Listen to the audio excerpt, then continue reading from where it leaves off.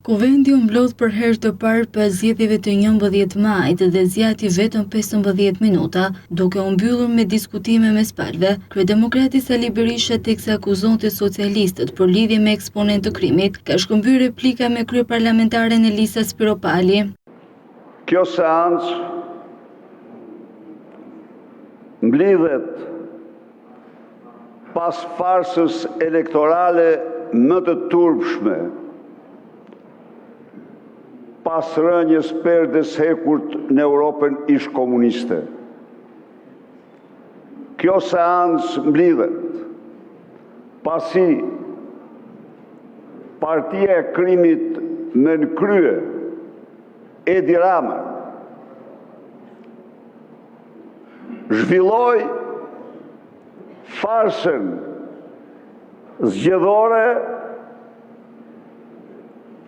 më kriminale që ka njohur ndonjëherë historia e vendit. Koha mbaroi. Cila kohë? Koha juaj ka mbaruar, ka perënduar.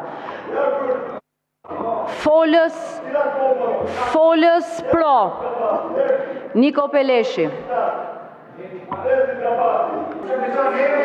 Mbyllë.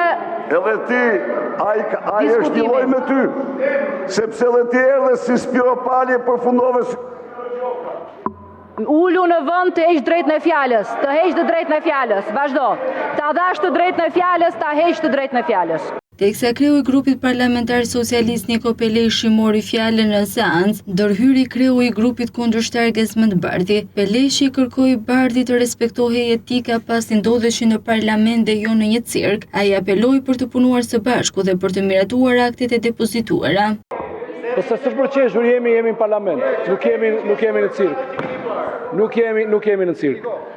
Kështu që natyrisht që ne kemi plot arsye që të kërkojmë edhe diskutime jashtë rendit ditës, sepse kemi shumë arsye, shumë falenderime për gjithë shqiptarët, por nuk është ky momenti. Kjo është seanca e parë, do të kemi disa seanca intensive deri në fillim të korrikut, kur nuk mund të marrim dot më pastaj vendime për të miratuar projekt ligje.